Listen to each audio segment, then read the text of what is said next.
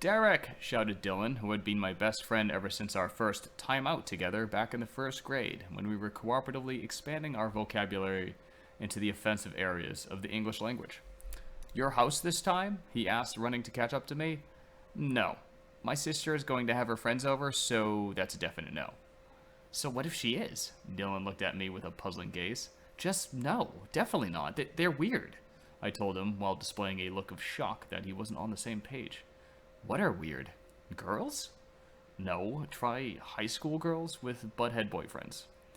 Fine, Dylan sulked with dissatisfaction. We'll go to my place.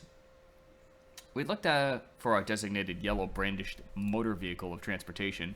With Dylan living in my block and all, we happened to share the same bus, which was good, as we were never good at parting ways. The two of us crammed into funneled lines of other rambunctious delinquents who swarmed their way into the oversized student transport carriers, or at least that is what I like to call them. It fit the over-authoritarian formalities of Keller Middle School, which excelled at making students feel like a microwave oven coming off an assembly line. Each of these refined precision machines were extremely enthusiastic to get out of there, as the lingering excitement of the first week of school was still fresh in their blood. As we came to the conjunction where students crashed into one another, careless of that fragile personal bubble we all seem to have, my shoulder bumped into Dylan as I curiously questioned why he was being so apprehensive about going to his place. A quick flash blurred my vision, and I was overwhelmed by vivid imagery and a voice that sounded as though it was from a great distance away. Dylan's mother was stooped down, palms on her knees, as her over-exuberant facial features stared into mine. Oh, Dylan, your aunts are coming. You must be so excited. Dylan's mother's enthusiasm was nearly intoxicating. I could feel Dylan's head sag to one side as his lack of enthusiasm insisted on showing itself. Oh, Snookums, you're gonna have such a good time. They've been waiting to see you for a long time now. She leaned in closer as if to reveal a secret. I hear they may have brought with them some gifts. A quick recollection of an oversized sweater and a most uncomfortable bodily itch had overwhelmed my senses before I found myself back in line for the bus stop. We'll go to my house, I told Dylan, without further elaboration. Dylan's silent approval came with a minor resounding appreciation that no child of our age could ever put into words. Once we had arrived on the bus, we scrambled our way to the back in order to get first dibs on the last seat, which we had sat together in every day of the week, all throughout elementary school. Like any pack of primitive canine animals, we were territorial, and that seat was ours. It may have had the same physical features of every other seat on the bus, but in our world, that seat was ours, and no other could take its place. It was the furthest seat from the front, which meant that the old wartime veteran of a bus driver, Grover, who oftentimes forgot he was no longer piloting a B-17, would be less likely to mistake us for scheming Viet Congs. There were more times than I could remember when Dylan and I had to walk home because our behavior exhibited like features to that of the Red Communist Party, or so we were told by the wrinkly old geezer. Hey, somebody's in our seat, whispered Dylan. He leaned into me. I wondered immediately why he didn't shout it out and lead a charge down the aisle to uproot the infidel. What? Who? I asked, spinning my head in all directions to exaggerate my offense at such a notion. Dylan grabbed onto my arm to stop me from moving deeper into the bus where potential trouble could lay, and his tightening grip told me he was concerned by my shouting.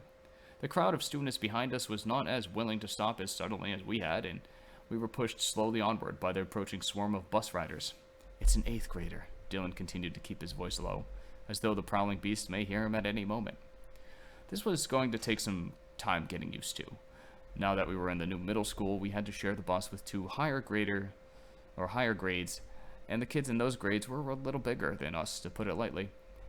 That, and I was rather young for a 6th grader, having been accelerated through classes due to my unusual capacity to know things. Along with the increase in physical stature, the older classmen had a generously inflated ego that gave them the positive assumption that they had the right to make first claims to such things as lockers, seatings, and even girlfriends. Most of the time, these notions would go uncontested. Not being a fan of seniority and more in tune with the self-righteous proclamations of manifest destiny, I intended to get my seat back. I never really properly evaluated the physical differences between an 8th grader twice my size and the scrawny stature that I held as my own. Dylan and I had originally got away with our choice of seating for the last few days because of the early integration program the school had offered for the 6th graders, where we'd start a few days earlier to have the school to ourselves. It was a way to orientate us into the building before we had to become distracted with such minor things such as hazing on the way to our next class. Today was the first day that the older kids had arrived to the school, and I never thought they'd be much trouble until now. I looked to the end of the long bus and saw a single, lonely, greasy individual with around 13 years of hate crinkled into the wrinkles of his nose. It was clear that he was held back for multiple years at school, as his bodily features possessed qualities that were alien to the other students of the middle school. He was not a happy person, or so was indicated by the steep dip in his brow. He probably had little capacity for engaging in social interactions, yet the one thing he did have in life was the seat directly below him. It was too bad I was going to take it from him. I didn't want to cause any harm to this individual, but that was the way of things. We are impulsive, micro-sized humans with little thought for the consequences of our actions, iterated by the hormonal impulsivities of our complicated neurological connections. At least these are very present at the time, given our age. Well, let's kick him out, I shouted with enthusiasm, as what else could be more important than a seat? I wasn't about to have Dylan think I was a wimp, even though I was sure this teen resembling 8th grader was down for any and all forms of trouble. I proceeded with confidence. I felt Dylan's hand clasp onto my shirt, but I pushed it forward anyways. Sure, that kid was big, but he looked dumb as a brick, and the dumb minds were easy to convince. For me anyways. As I walked up to the chump, he was looking out the side window without the assumption that anybody would try to approach him from behind, especially in an attempt to engage in conversation. I rested my arm on the back of the seat in front of him and tried to think of my actions over as his wafting fumes of body odor steered my thoughts in the other direction. I saw no viable reason not to continue. That is definitely my seat, I had said with much hesitation. It sounded like it'd work at the time, and it was never easy to come up with the right thing to say in these situations. The slow, sluggish mongrel of a face turned to look me into the eyes before he looked back out the window of the bus, as though he had just imagined the words I had said. A brief shiver went over me as his pessimistic outlook on life seemed to pierce into my head, and for the few moments we had made contact, I stepped back. Violence would not solve this problem, concerning this kid was a good 3 times my size, and he didn't look as though he had anything to lose. Not that violence would have been my prime choice anyhow, as I'd really never gotten into a fight before. I had my ways with words, and so I used them. Though whether or not it was my words alone that easily convinced such simple minds was something I had little understanding of at the time.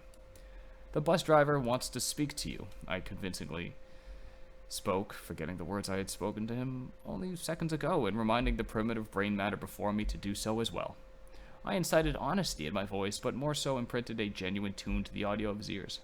The same solemn and drooping face that looked over at me before now turned its way to me briefly, before the 5th grader began urgently disembarking from the seat.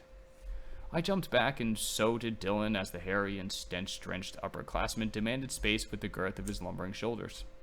The 2 of us fell on top of the other students in the adjacent seats as the ogre barged past us without a concern for our well-being.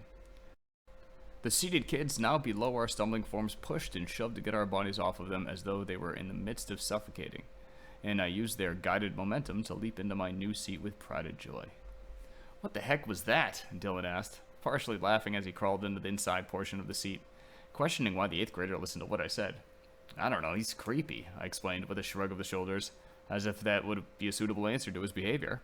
Not that I could explain anything anyways. My mind never truly properly translated my sophisticated means of thinking into discernible words. We sat back and watched as the chromosome-deficient boy walked his way up the center of the bus and towards the driver to engage in short conversation. He had spoken a few words when the old long-neck battered nom-vet craned his sloping chin into the direction of the child. "I done call you, boy. Now y'all done get hoofing back into the back so I can get this tin can moving," he spat with wildly flung globular strands of saliva. Grover, the bus driver, reached out with a long scrawny arm and drew back a giant lever that closed the front doors to the bus. With his other hand, he reached for a disconnected radio device and put it up to his lips. "This is Johnny Too Good off to deliver the goods over." The old man lost himself in his own dementia when the bus kicked off to a roll, and he was humming a loud falsetto as to resemble that of an emergency evacuating alarm. The 8th grader turned his head back to look in our direction, as the old man bus driver was shooing him away from his cockpit.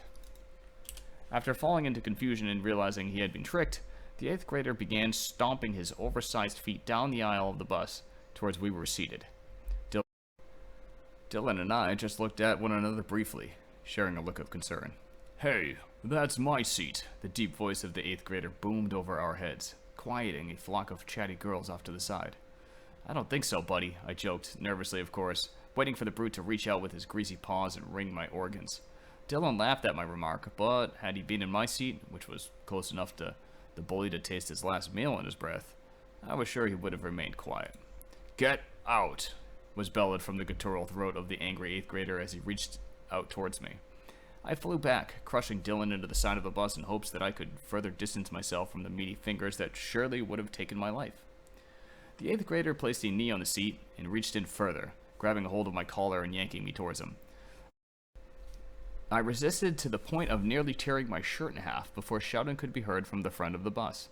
"You damn rambunctious zipperheads better take a seat or I'ma send you hoofing your way back to camp, you hear me?" Grover shouted wildly as his arms flailed about as though waving a jet plane in for a landing. The 8th grader looked over his shoulder for a moment as he registered the words of the bus driver with his slow processing mind, and then growled one final threat to me. "I'll get you for this," he snarled. Then I was released, crashing back into Dylan as the bully turned his way to find a new seat for himself. I'll get him back for that. That I was sure of.